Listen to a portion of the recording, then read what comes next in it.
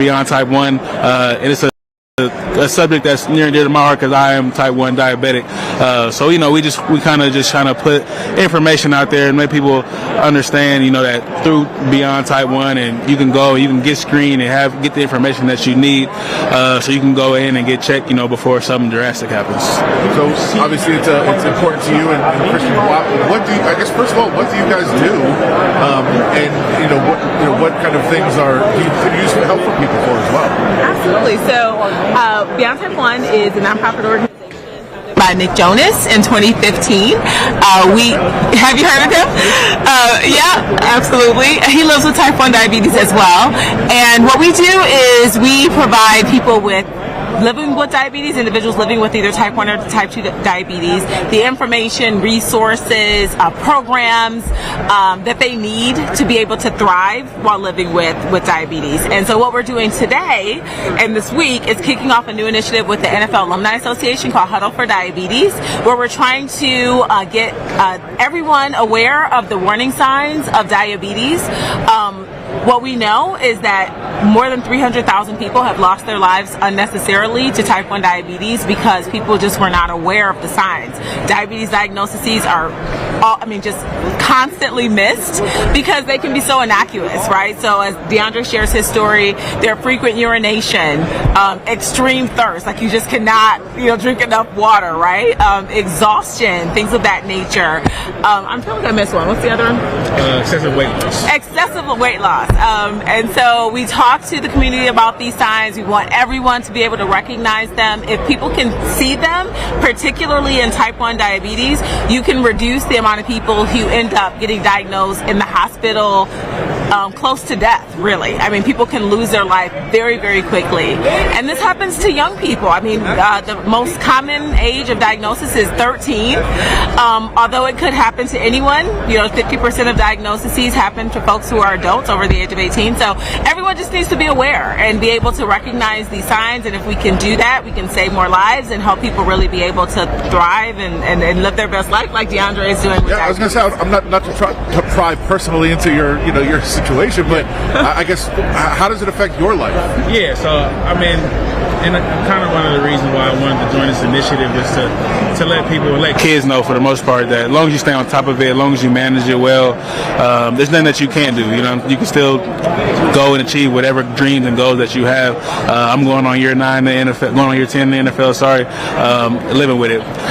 But for me, I would say during the games, I check my blood sugar, after every quarter, and constantly throughout practice, make sure I'm not going too high, not going too low.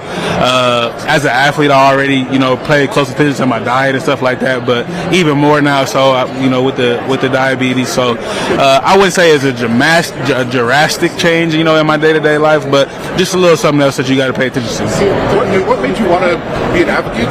Obviously it's something you deal with, but not everybody wants to be outspoken and talk about their personal life. Right. I just think it's important that people have the information that they, and for me, I grew up when I had it, I got diagnosed, probably for like a month, I was experiencing the symptoms that Christian just laid out.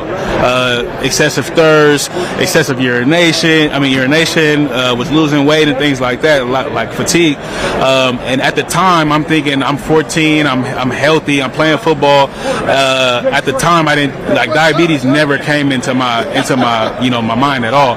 Type 2 runs in my family. I'm type 1, which is a little bit different. I think type 2 is the one that a lot of people are common with, the one that can be kind of cured or taken away, with diet and exercise. Type 1, I'm insulin dependent, and there is no cure, right? So, to me at the time, I didn't know. I didn't have the information that I needed to be able to know that I needed to go get screened for having diabetes. So for me, I just feel like it's an opportunity to prevent, a lot of people from having a drastic experience or having to go to the ER and things like that, if they have the information, which, I'm passionate about joining. Christian, what does it mean to have, a professional athlete that's willing willing to talk about it and willing to kind of speak up and help out. It's game changing. I mean, that's one of the reasons we're so thrilled to have him and why we're doing this with NFL Alumni Association. It's really important to us. So much of our mission at Beyond Type 1 is to really redefine the perception of what people think of when they think of people living with diabetes, right? And so DeAndre is doing a couple things. First off, he's helping more people understand that there are two types of diabetes. Right. You know, type 1 diabetes is an autoimmune condition, and like he said, you know, it's not lifestyle dependent, right? Like, you know, he was a healthy kid, and this comes upon you for many reasons, runs in families. But what we're seeing is that more and more people are developing type 1 without that familial history, and it's increasing, particularly in African American and Hispanic communities. And our communities they're just not as used to hearing about type 1 because, you know, 38 million people have diabetes, but only 1.45 million of them have type 1. And so we want to make sure we're bringing attention to it. And DeAndre is reaching a population who needs to have this information and awareness, and it really is game changing. It can save lives. For sure. Obviously, very, very important stuff. Less important, there is football. Sorry to make it a little bit of a lot of guys really spoke out for Antonio Pierce. For sure. You don't see very often. Right. I mean, a lot of guys just kind of keep themselves like, all right, whoever's the coach is the coach. Yeah. You guys made it very well known. This is what we want. Why was it so important? Just the switch in the culture in the building when he took over. He came in and he allowed us to be ourselves, allowed us to let our personality show. And as a player, you know, when you get trusted with that type of responsibility, you want to make sure you do your part, you know, not to abuse that trust, right? And we knew what the situation was when he got the interim job, and very quickly we realized we wanted him to lose that interim tag and become the head coach, the permanent head coach. And so, you know, us knowing and wanting that, we kind of, you know, I wouldn't say straightened up, but, you know, we did our part to make sure he got hired.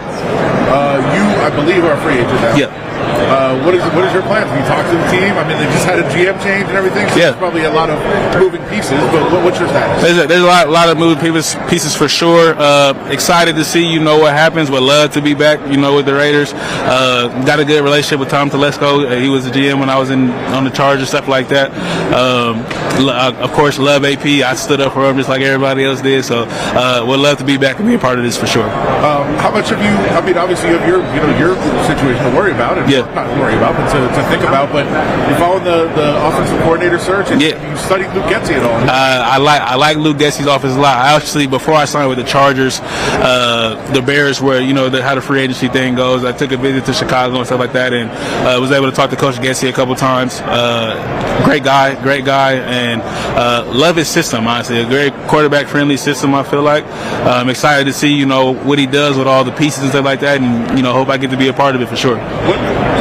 Not to put you on the spot too much, but what do you like? I've heard some guys, you know, around the league, there's people say, oh, I don't really love it, and then a lot of guys I've heard say, yeah, I like what he does. Like, what can he bring? What can he help out with? Certainly, he's good in the run game for sure. He really good in the gun. I think he's underrated in the pass game, though. I think he's very underrated in the pass game. And run game wise, I think now what the league is kind of, and football in general is kind of gravitating towards is like the RPO run game type system. I think he's got a little bit of that in his system as well, which I think fits our personnel pretty well.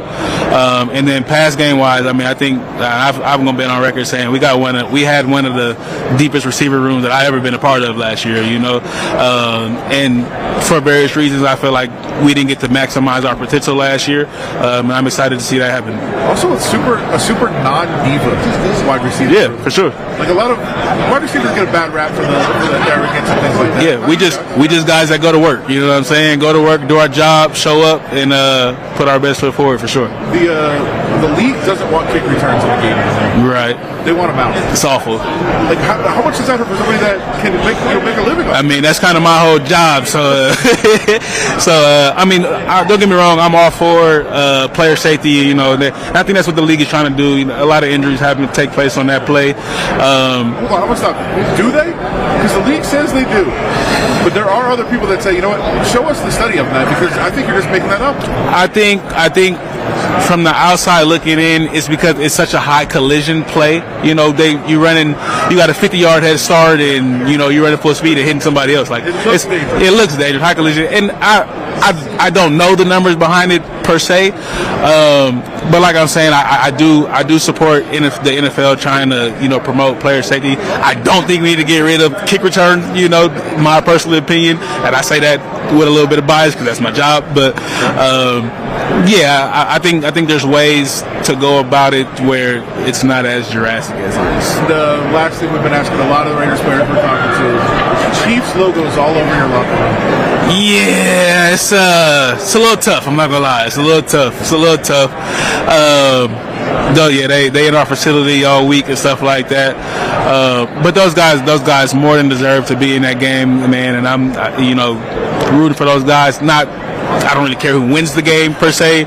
Don't really care who wins the game, but they deserve to be there, and I hope they have a good game on Sunday for sure. We asked a couple of your teammates earlier. Zach Pullum was over here, and Trey was over here. Yeah.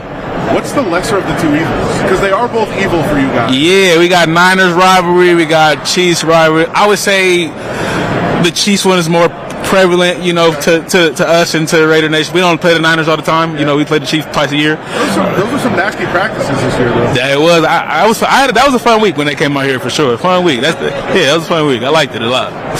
Great stuff, man. We appreciate it. Christian, one more time, what can people do to help you guys out and get involved and just be a part of trying to raise awareness?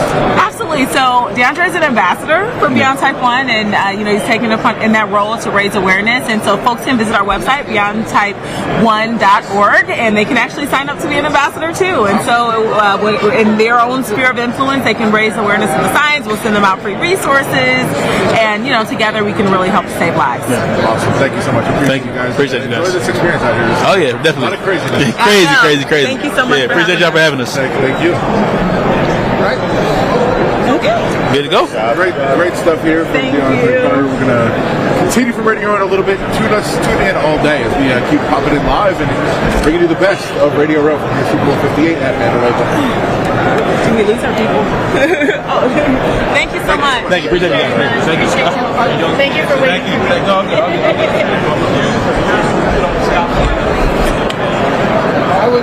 I would say no younger than